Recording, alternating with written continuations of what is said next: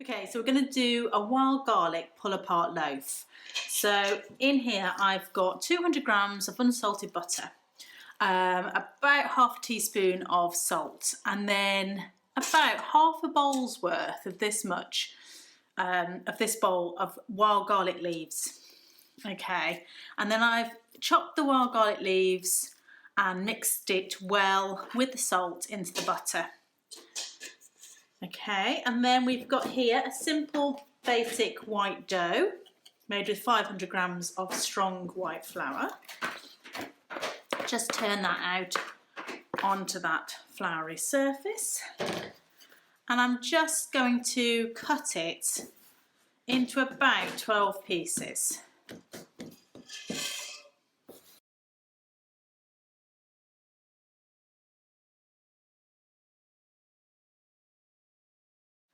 Okay, so what I'm going to do is just flatten each one out. Place the garlic butter in the centre and enclose the garlic butter into each ball and place each ball into the tin.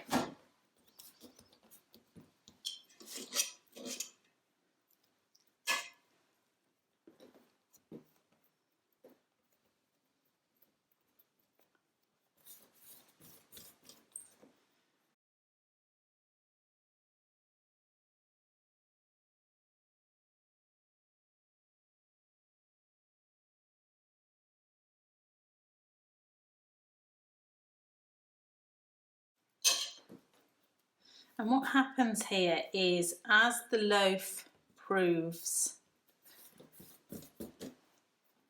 you get this lovely pull apart loaf, so you can pull the rolls away from the loaf. I'll give them a little bit more room to grow together.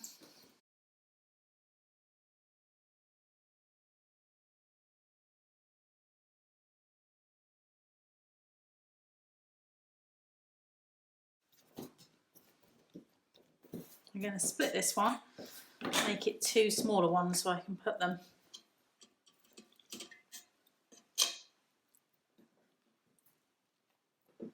either side there.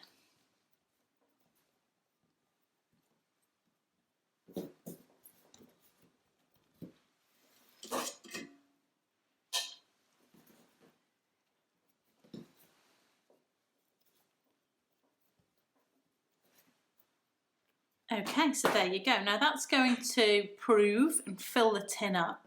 I'll show you what it's like after it's proved, and then it's going to bake in an oven about 220 degrees centigrade, gas mark 7, 425 degrees Fahrenheit for 25-30 minutes until it's baked, and it'll be this beautiful pull apart loaf. So what we've got is each roll has about a teaspoon of garlic butter.